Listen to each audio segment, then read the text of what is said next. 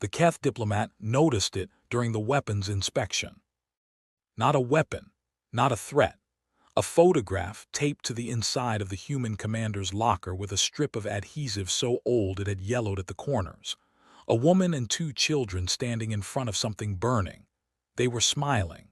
The fire behind them was enormous, clearly uncontrolled, and the three humans were grinning at the camera like the inferno was a birthday cake. The diplomat, vessel-mind Orath 7 of the Keth Dominion, stared at that photograph for 4 full seconds before his cultural interpreter could offer any explanation. It couldn't. Orath filed the image into his personal archive under a category he rarely used, behaviors requiring further study. He had no way of knowing that photograph would be the first piece of evidence in a case that would eventually terrify the entire Dominion Council. The terms had been simple, brutally, clinically simple. Humanity had lost the care of engagement. The 3-week naval confrontation above the gas giant Threshold 9 that had ended with 14 human warships reduced to cooling debris, and the Keth fleet sitting, essentially undamaged, between Earth and the only functional jump corridor into human-occupied space. No one on either side had expected the humans to fight as long as they did. The Keth battle mathematicians had projected a 4-day engagement. 17 days later, they were still recalculating. Still, humanity had lost. The mathematics were unavoidable. The terms the Dominion Council transmitted were not negotiated. They were delivered. Humanity would surrender all military-grade technology above Class 3 designation, all warships, all orbital defense platforms, all ground-based kinetic installations, all tactical AI systems registered under the Unified Earth Defense Protocol. The Keth would station a verification fleet at Threshold 9 indefinitely. Humanity would operate as a Dominion protectorate, which was a word the Dominion used when they meant asterisk property, but preferred not to say so plainly. Earth's Unified Council had 72 hours to respond. They responded in 68. Accepted, the transmission read. Disarmament to begin immediately. Orath 7, assigned as lead verification envoy, had expected relief. What he felt instead, reading that single word, was something closer to unease. He couldn't identify why. He'd been part of 3 previous disarmament negotiations. Conquered species either raged or wept or bargained desperately. They did not respond 11 minutes ahead of deadline with a single word and no counterproposal. They didn't even ask about civilian protection guarantees, said his assistant, designation Meth2, reading over his shoulder. She was young for a Keth administrator, only her 3rd assignment, and she had the analyst's habit of noticing what was absent instead of what was present. Every other species has asked about civilian protection first. Perhaps they assumed it, or they didn't consider it the priority. Orath had no answer for that. He filed it alongside the photograph. The disarmament began, and it was astonishing. Not because of what the humans gave up, because of how they gave it up. The warships were decommissioned on a schedule so efficient the Keth verification team struggled to keep pace. The orbital platforms went dark in sequence, one by one, like lights being switched off in a building that was closing for the night.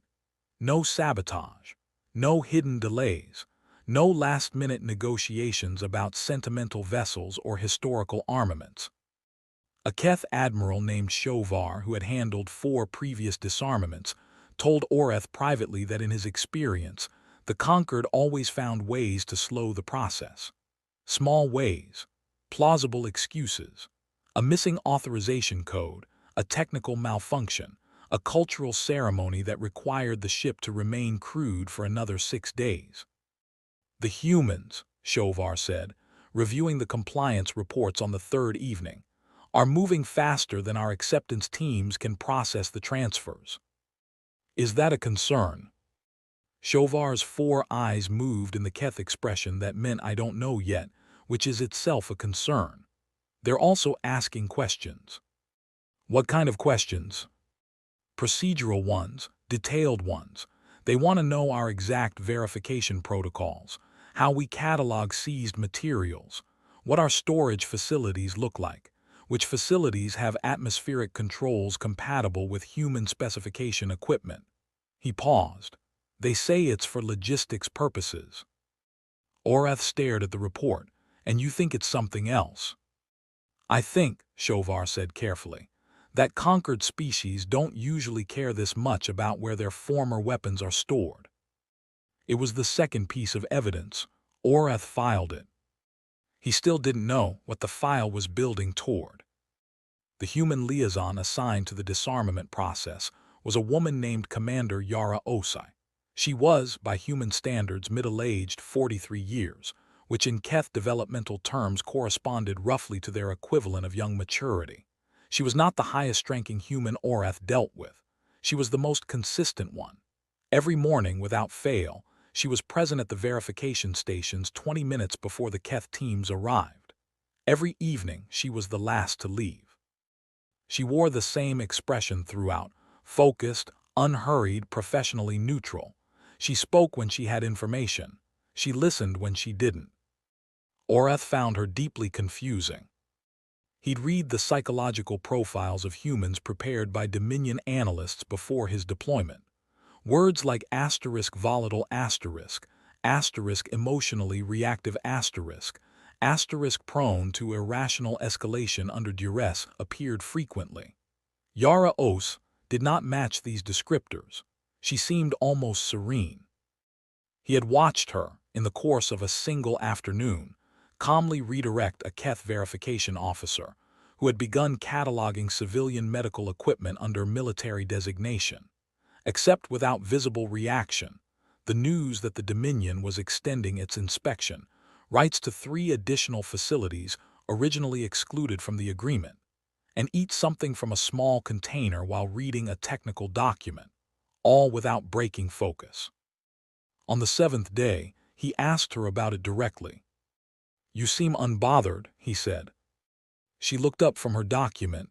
"Should I be bothered? You are surrendering the entirety of your species' defensive capability." "We are surrendering the weapons you asked for," she said, not correcting him exactly, distinguishing. He noticed the distinction. "What is the difference?" She smiled, a small one, not unkind. "Commander Orath, the Dominion has very specific definitions of what constitutes a weapon. You've been using those definitions for 400 years. They're very good definitions." She paused. "For a galaxy that was 400 years ago." She went back to her document. He went back to his file. At the 2-week mark, the first Keth analyst submitted a report that used the phrase anomalous compliance pattern.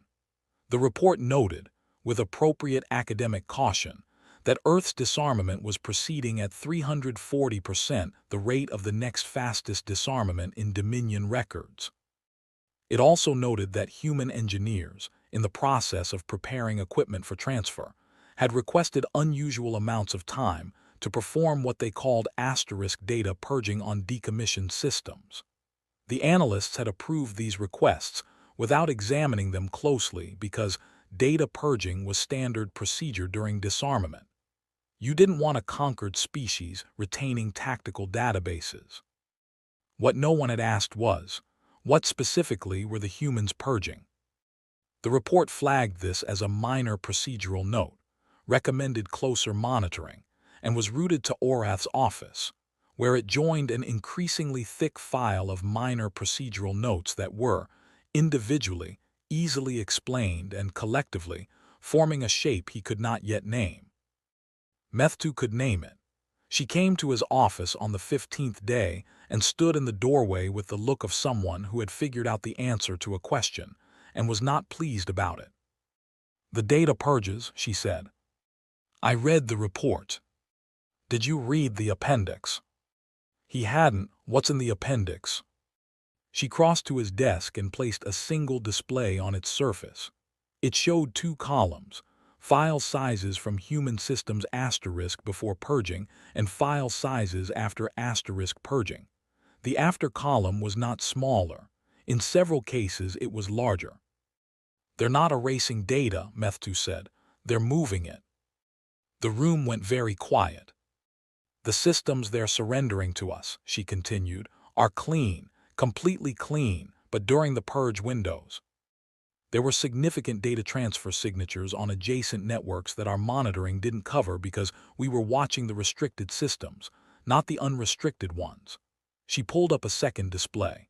"And Orath, I cross-referenced the transfer signatures with the questions they've been asking about our storage facilities. They're not asking where we're keeping their weapons." Her voice dropped slightly. "They're asking how we organize the information about their weapons." Orath looked at her. "Why would they want that?" "I don't know yet," she hesitated. "But whatever they're doing, they started doing it before the disarmament agreement, before we transmitted the terms. These transfer signatures begin 4 days before they even received our conditions." 4 days before.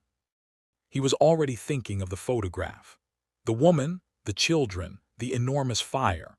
The smiles that made no sense until you realized, and this landed on him like something cold, that some humans didn't smile asterisk despite the chaos around them. They smiled because they'd already decided what they were going to do about it. "Get me everything," Orath said quietly. "Every data transfer signature, every question they've asked our personnel, every facility they've toured, everything." "That's going to be a very large file." "I know." The Dominion Council received Orath's formal concern submission at the 20-day mark.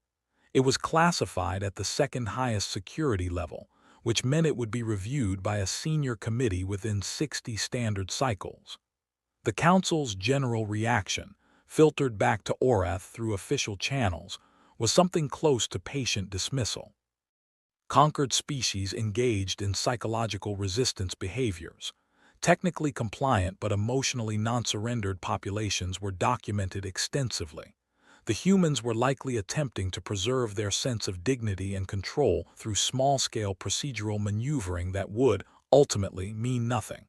The weapons were gone. The platforms were dark. The Dominion fleet held Threshold 9. The mathematics had not changed. Shovar read the Council's response and said nothing for a long time. "They think it's theater," he said finally. "Do you?" Orath asked. Another long pause. "I've been doing this for 31 years. The species that fight us during disarmament, the ones who rage and beg and stall, they're terrified. Fear makes people loud."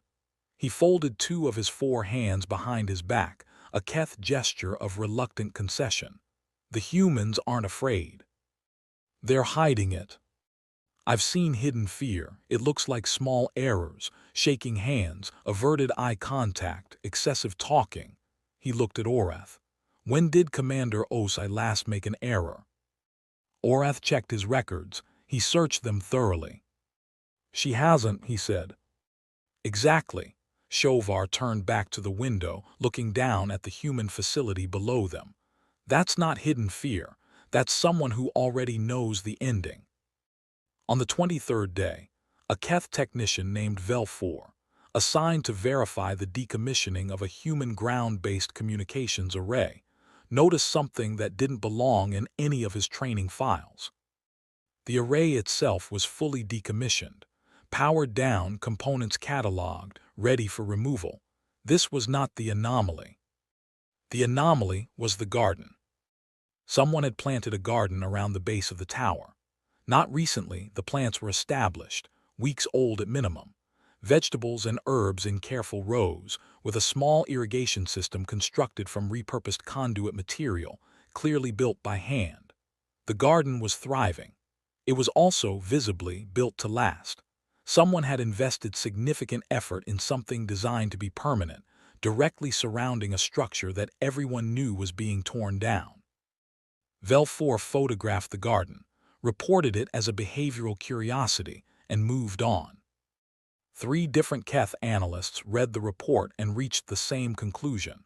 Humans were emotionally attached to their spaces and engaged in what their literature called asterisk nesting behaviors even in environments scheduled for demolition. psychologically understandable, strategically irrelevant. None of them asked who had tended the garden every day during the disarmament process. None of them checked the irrigation system's power source. It was Methtu who checked. She called Orath at what humans called 3 a.m., a time when almost no one in the facility was awake, and she said nothing when he answered. Just sent him a file. The irrigation system was powered by a completely separate electrical circuit, routed through the communications array's maintenance infrastructure, which was not asterisk on the list of systems being decommissioned, because it was classified as a asterisk facility support system rather than a asterisk military installation component. The circuit was active. The circuit was transmitting. Not in any direction Orath could easily map. The signal was low frequency, low power, scattered across a band the Dominion's monitoring equipment wasn't calibrated to detect because nothing used that band. Nothing had ever used that band. It was technically within the electromagnetic spectrum but practically useless. The range was too short, the bandwidth too narrow, the interference too high. Unless, Orath thought, sitting in the dark, staring at his display. Unless you had thousands of them. He pulled the facility survey reports that night. Every facility, every decommissioned installation across Earth's surface and orbital infrastructure. He looked specifically for anything classified as asterisk facility support systems that had been excluded from the decommissioned inventory. He found 217 items across 43 facilities. Not all of them were obviously connected to anything. Some looked like maintenance equipment, climate systems, structural monitors. Each one, individually, was entirely mundane. Together, they formed a network. An enormous, distributed, redundant, low observable network that had been quietly activated piece by piece, item by item, over the course of 23 days of weapons surrendering, using infrastructure that the Dominion's disarmament protocols had never thought to examine because they were support systems, not weapons, and the Keth definition of a weapon was 400 years old. He sat with that for a very long time. Then he called Methtu back. How long have they been building this? A pause on the line. I've been trying to figure that out. The components are all older than the disarmament process. Months old, some of them. A few are years old. Another pause. Orath, some of this predates the care of engagement. He heard what she was saying. He sat with it until it became fully real. They hadn't built this after losing. They hadn't built it while losing. They had built it before the engagement that the Dominion's battle mathematicians had given humanity a 4-day survival window for, as though they'd already calculated, before a single shot was fired, what they would do on day 5. "Get me Commander Osai," Orath said. "Now. Right now." She arrived at his office 12 minutes later, fully dressed, carrying a cup of something hot and dark that steamed in the cold facility air. She did not look like someone who had been woken. She sat down across from him and held her cup in both hands. "You found the network," she said, not a question. "I found the network," he confirmed. "Took you longer than I expected. No hostility in it, honest assessment." "What does it do?" She looked at him over the rim of her cup. "That depends on what your council decides to do next." "That's not an answer." "It's the only accurate one." She set the cup down. "Commander Orath, I've been doing this for 3 weeks, so have you. You've watched us surrender every weapon your protocols recognize. We've been fast, we've been cooperative, we've given you everything on the list." She met his eyes, the direct eye contact that Keth found slightly uncomfortable because their own social customs involved it only in formal challenge situations. "We are not your enemy." "Then what is the network for?" A pause, the longest pause she'd given him in 3 weeks. "You know what the Dominion does to protect its species," she said. "You've done it to others, first the weapons, then the governance frameworks, then the population registries, then the resource allocation authorities. You don't conquer a species in one step, Commander. You do it in 100 small steps, each one reasonable on its own, until one day you look up and you realize there's nothing left that belongs to you. Her voice was completely level. We know the process. We studied it. Your last 4 protectorates. We know exactly how long each step takes, which officials authorize which transfers, where each decision gets logged in your administrative systems. She picked up her cup again. We're very good at studying things. The network, he said again, is insurance, she said, against a future we hope very much doesn't happen. What future? She didn't answer that. She finished her tea, stood, and left. Orath's formal escalation report reached the Council's Emergency Committee 6 hours later.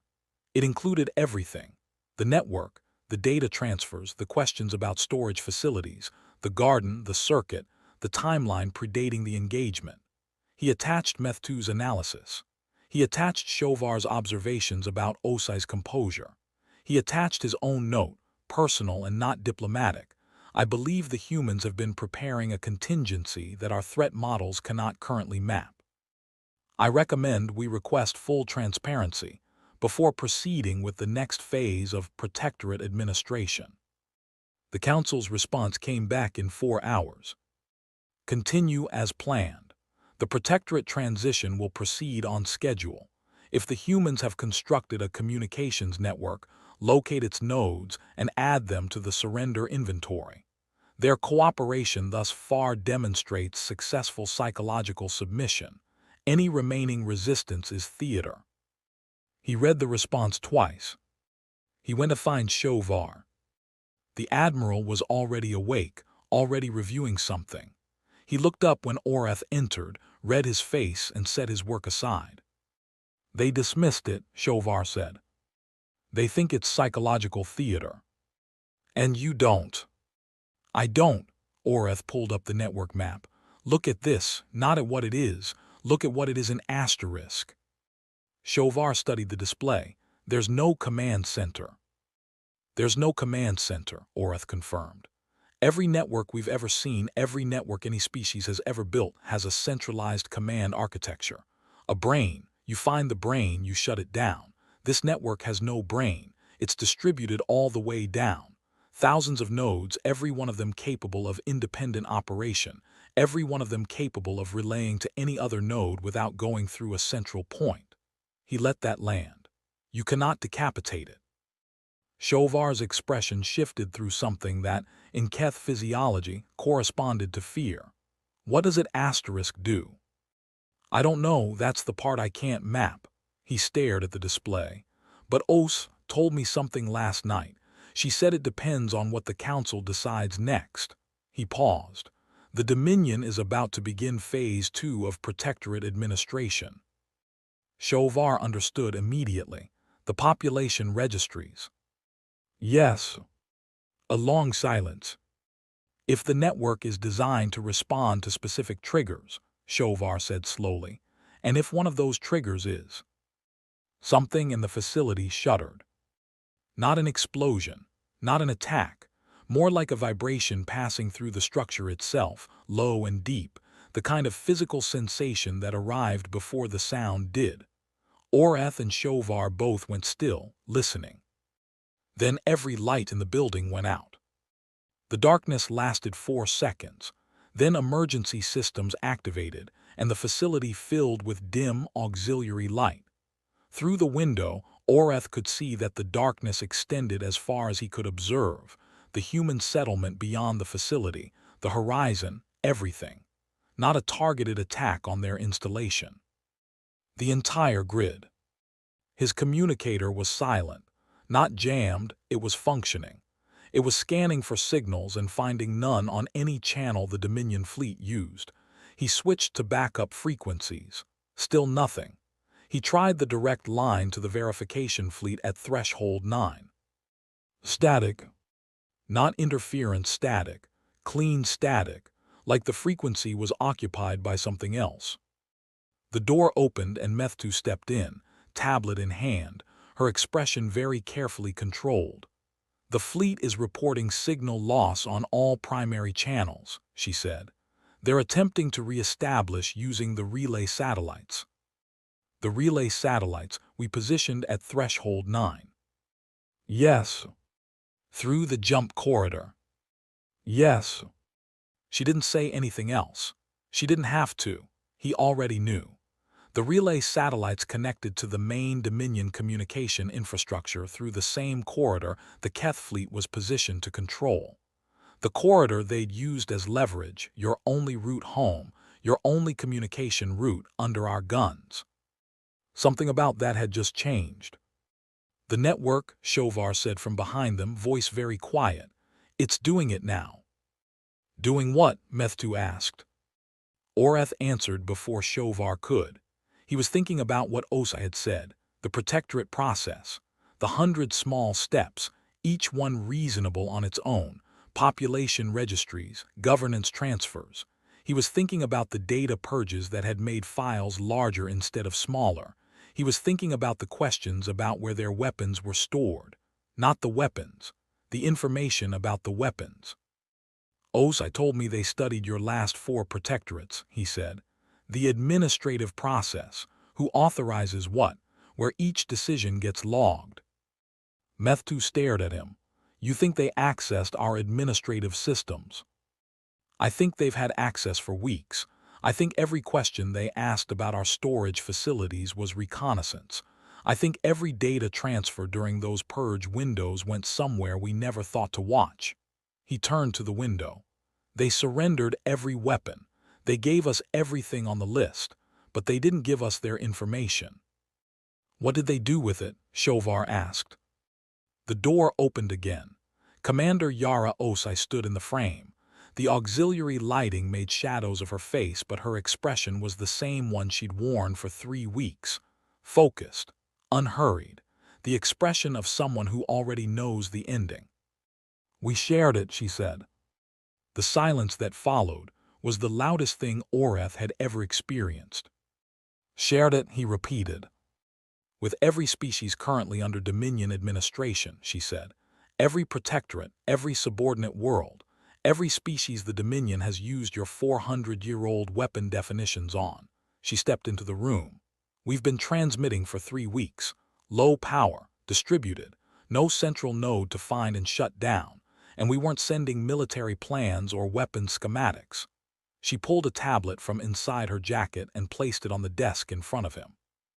We were sending the documentation, the administrative records, the authorization chains, the decision logs, every step of the protectorate process from every species you've done it to, in formats every one of those species can read.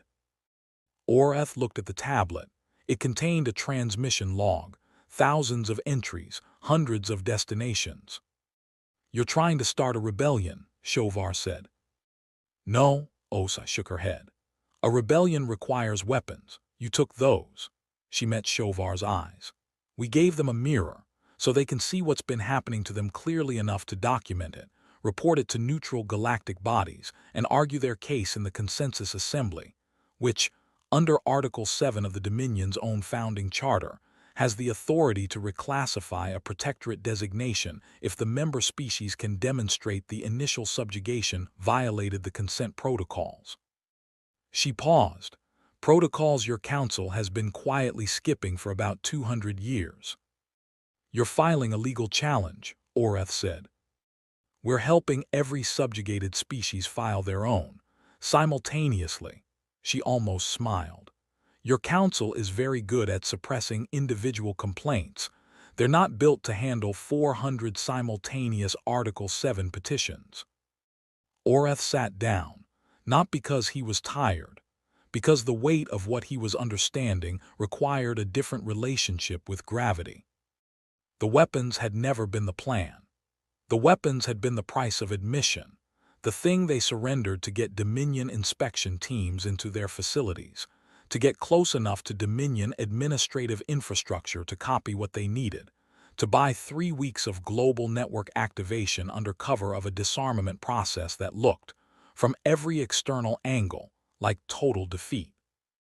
They had lost the battle precisely enough to win access to the documentation that could end the war without firing another shot. How long, he asked, how long did you plan this?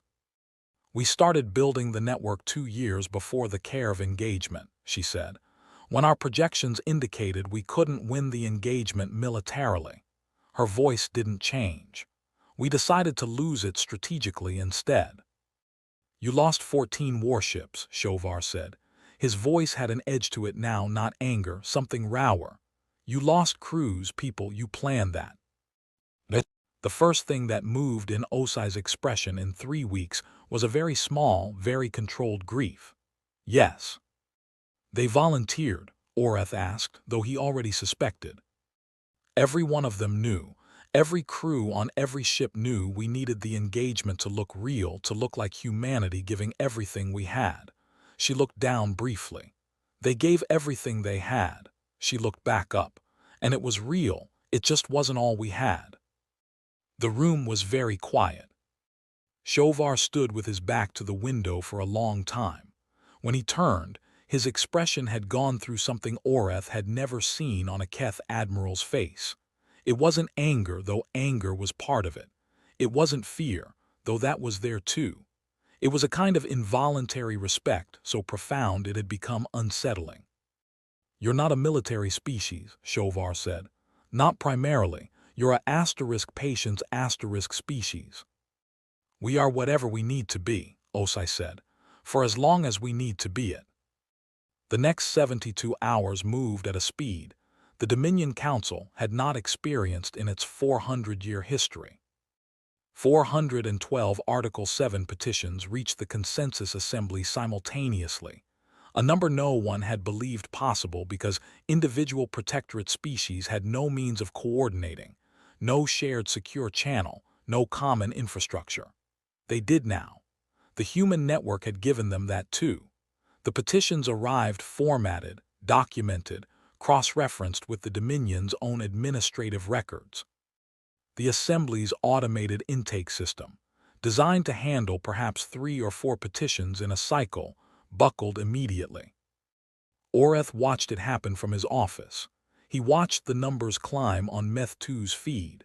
She had stopped trying to categorize what she was observing and was just documenting it. The Council is recalling the verification fleets, she said at hour 6. Including Threshold 9. Including Threshold 9. That meant the corridor was open. Earth could communicate freely. Earth could, if it chose, receive ships again. Any response from the Council about the human protectorate status? Oreth asked. They've suspended the transition to Phase 2 pending Assembly review. She paused. They're saying it's a procedural courtesy. Everyone knows it's because they can't advance any protectorate process while 400 petitions are being reviewed. The legal framework would collapse if they were found in violation while actively processing new protectorates. Oreth thought about the photograph in his file. The woman, the children, the burning thing behind them. He understood it now. He understood it with a completeness that made him sit very still. Pull the original report, he said. The one I filed about the photograph. The one I marked asterisk behaviors requiring further study. Meth 2 found it. What about it? Reclassify it, he thought for a moment. Mark it, behaviors that were never what I thought they were. He met Osai one last time on the 41st day. She was standing in the facility courtyard, looking up at the sky where, 3 weeks ago, a Keth fleet had been visible to the naked eye as moving points of light. The sky was clear now. The points of light were gone. Did you know it would work? He asked. She didn't turn around. No, we knew it might. What if it hadn't? She was quiet for a moment. Then we would have thought of something else. Something else, he repeated, even as a protectorate, even disarmed, even monitored. Yes. How? She turned then and looked at him directly. Commander, do you know why humans invented writing? He hadn't expected the question. To preserve information. To preserve asterisk intent, so that what one person understood could outlast them and reach someone else, across any distance, across any amount of time, regardless of whether the person who wrote it was still alive to explain it. She looked back at the sky. We've been doing that for 50,000 years, passing forward what we know so the next generation doesn't start from zero. A pause. Every civilization the Dominion has ever subjugated, you isolated them from each other and let time do the rest. Let the original generation that understood what had happened die. Let the next generation grow up thinking the situation was normal. He saw it. The network wasn't just transmitting documentation. No, it was transmitting history. Your history, what had happened to you. So the next generation of every protectorate species would know, would asterisk remember, that things had been different. Memory, she said, is the only weapon that gets stronger when you try to take it away. She walked back inside. He stood in the courtyard for a long time, looking at the sky she'd been looking at. Somewhere behind him, he was aware that the facility was changing around him, that the terms of his own presence here were shifting, that the authority he'd arrived with was already being reviewed by bodies he'd never expected to be reviewing it. He was aware that he would need to write a report, that the report would be significant, that it would be read by people who still didn't fully understand what had happened here. He would write it carefully, he would try to explain. But he was already beginning to understand that some things couldn't be explained the way the Dominion expected things to be explained, in terms of military assets and administrative protocols and threat classifications and response hierarchies. Those were all tools designed for a specific kind of problem. Humanity was a different kind of problem. The Assembly's preliminary review took 11 days. The Dominion's protectorate designation for Earth was suspended pending full investigation. 217 other suspension orders followed in the subsequent 30 days as individual cases achieved preliminary status.